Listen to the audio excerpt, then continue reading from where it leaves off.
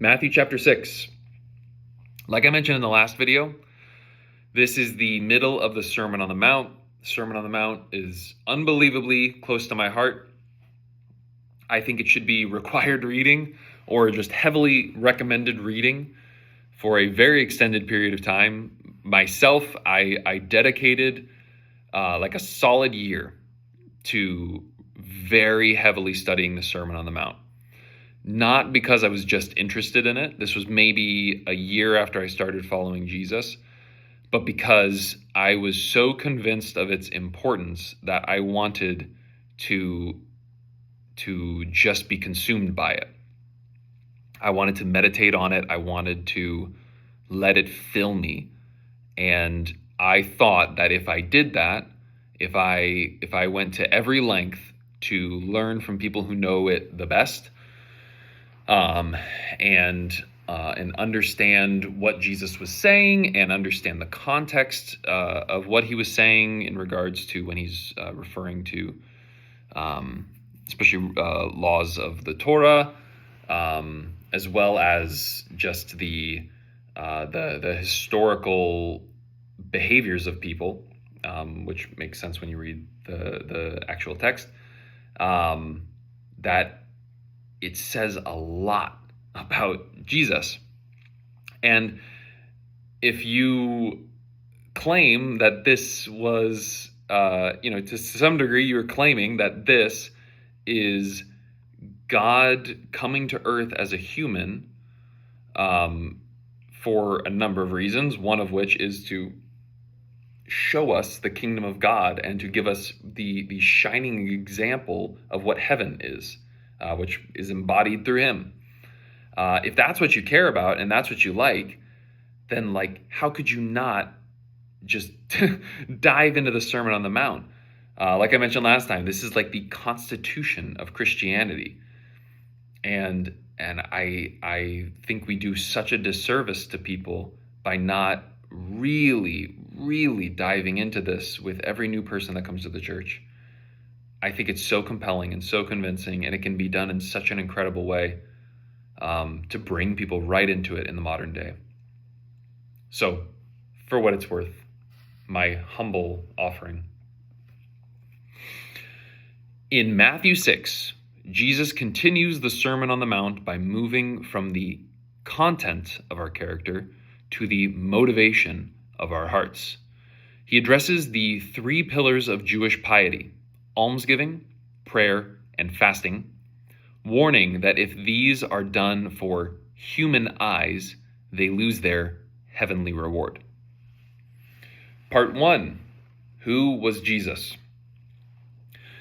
Matthew 6 reveals Jesus as the Son who knows the Father and the final judge of motivations. The intimate Son. Jesus uses the word Father, Abba, repeatedly. He speaks of God not as a distant deity, but as a father who sees in secret and knows what you need before you ask. Jesus' authority comes from his unique familial intimacy with God, the master of reality. Jesus displays a profound understanding of the human psyche, specifically our tendency toward performance and our paralyzing anxiety over material security. The provider. By pointing to the birds of the air and the lilies of the field, Jesus identifies himself as the one who understands the economy of the kingdom, where God's providence outweighs human effort. Part 2. What was his mission? Jesus' mission in this chapter is the dethroning of idols, specifically the idols of reputation and money. The Lord's Prayer, verses 9 through 13. This prayer is a kingdom manifesto. Jesus' mission is to align human will with "Thy kingdom come, thy will be done." It's about recentering human life around God's holiness, God's provision, and God's forgiveness. The war on Mammon. Jesus famously states, "No one can serve two masters. You cannot serve both God and money." Verse 24. His mission is to liberate people from the mastery of material wealth so they can be free to seek the kingdom. A call to presence. His mission is to bring shalom, peace, to the anxious heart.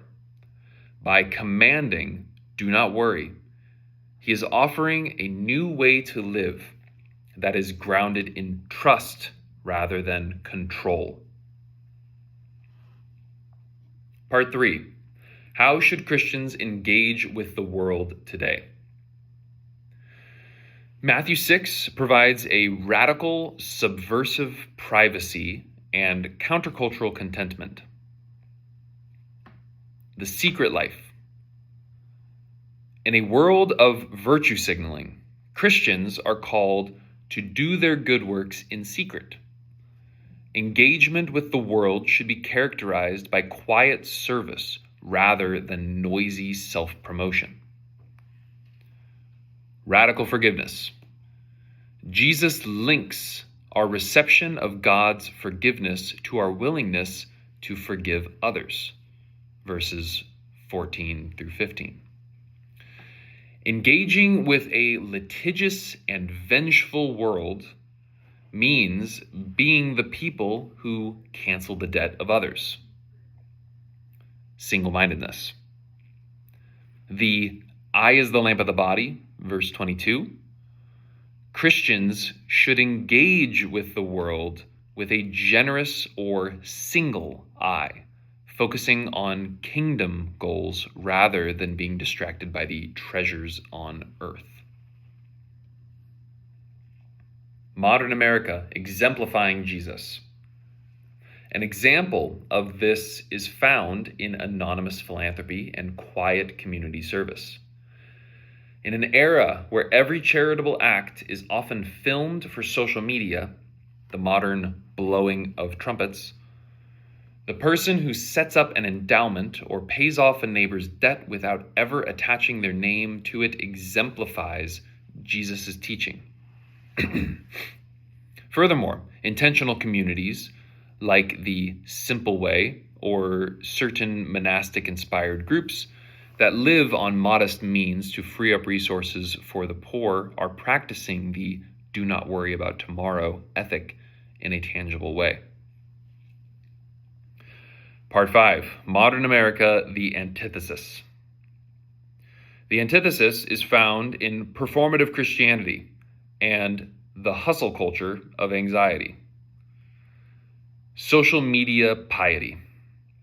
When religious or moral activism is done primarily to boost one's own brand or social standing, to be seen by men, it is the exact behavior Jesus condemned in the hypocrites. The deification of the bottom line. Much of American life is built on the service of mammon.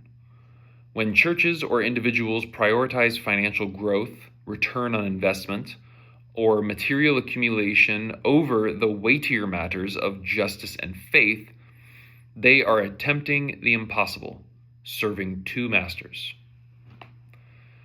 Systemic anxiety.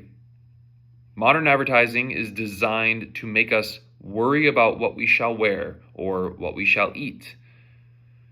When we participate in a culture of conspicuous consumption to mask our deep-seated anxieties, we are living the antithesis of the lilies of the field trust.